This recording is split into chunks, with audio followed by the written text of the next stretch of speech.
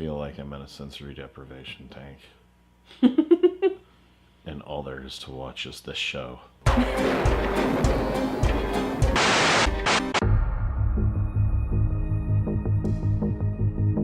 Hi. Welcome to Monster Vlogs. I'm Charlie. I'm Haley.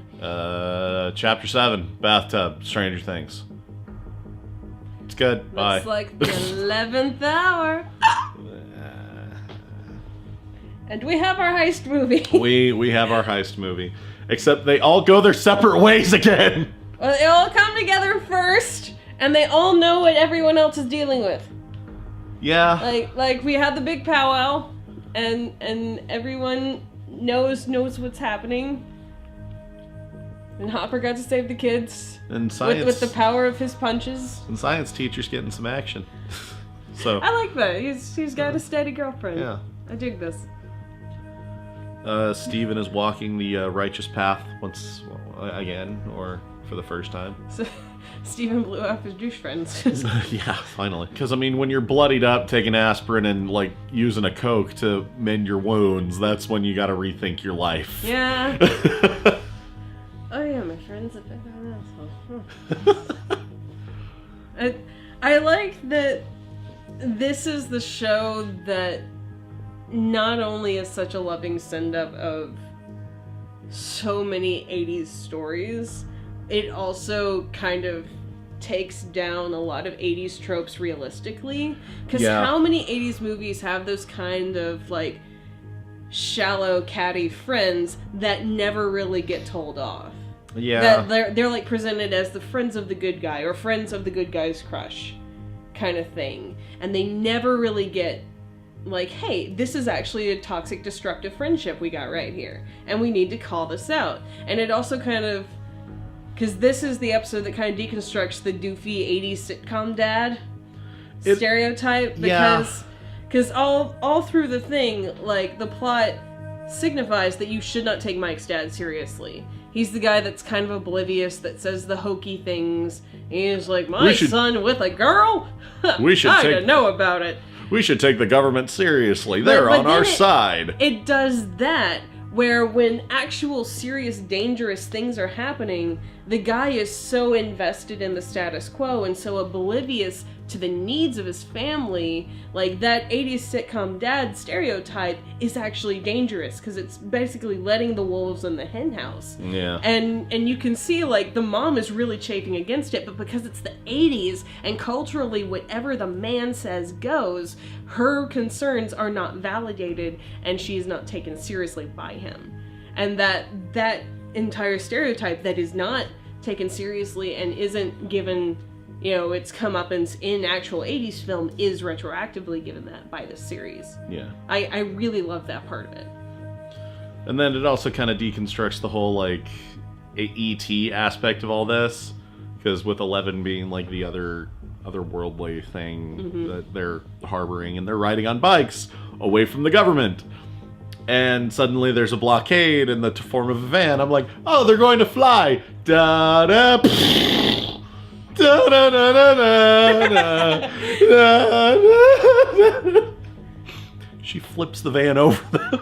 Because she a hard ass. It's awesome. Like, that's where the fire starter kicks in with the ET there.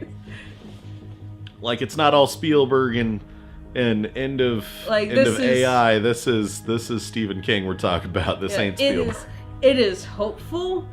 Yeah. It is ultimately a very hopeful story about broken people coming together to find each other, basically. But it's not afraid to get dirty.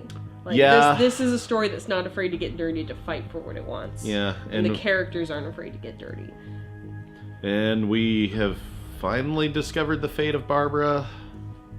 That's a definite no. Yeah. She dead. Will, on the other hand, is on the verge of freezing to death, singing the knack. Because apparently the Upside Down has no sun. Yeah. It's very cold. And the Demogorgon is closed in, and that's where it cut off. So we're at some 3 minutes to midnight.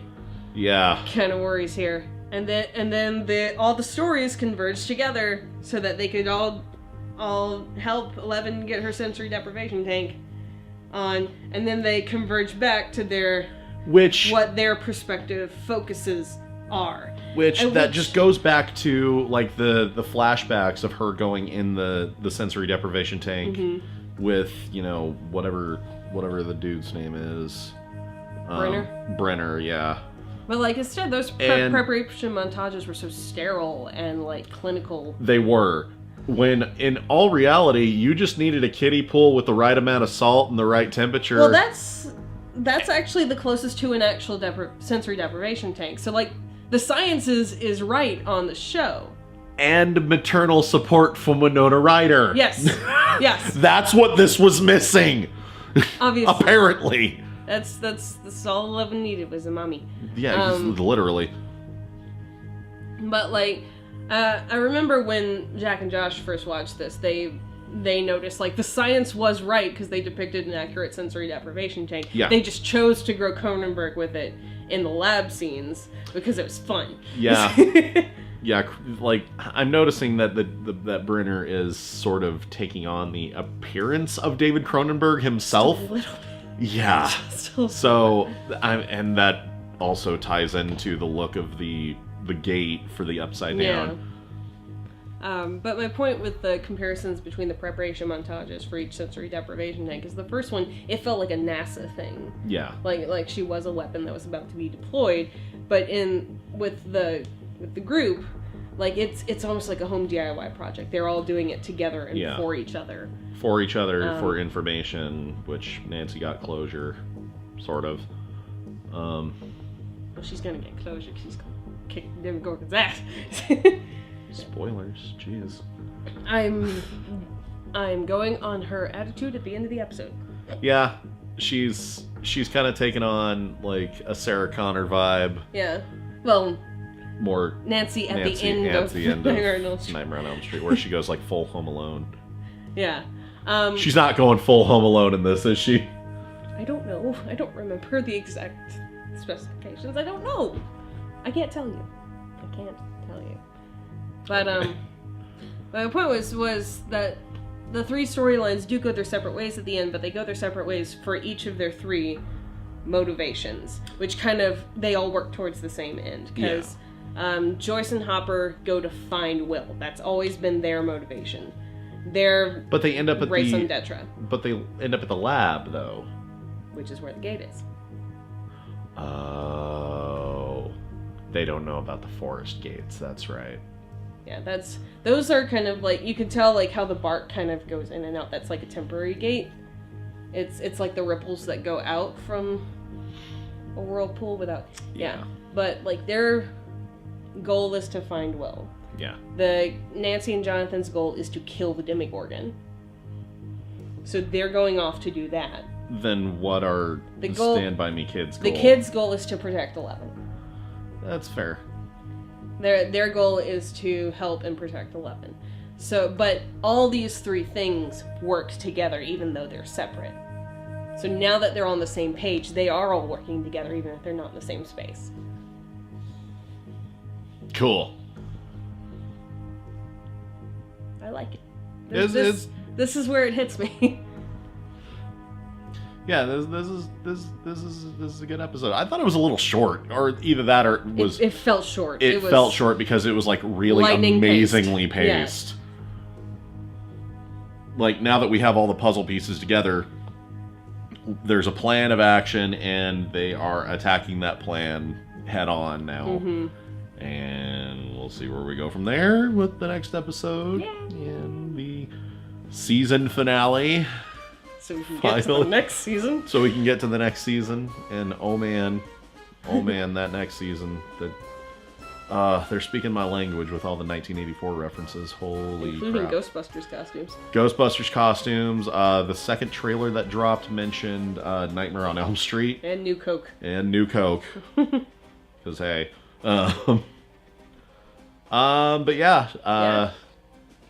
Tune in, subscribe, comment, like. Share. All that fun stuff. Patreon. Yes. We'll see you then. Promise.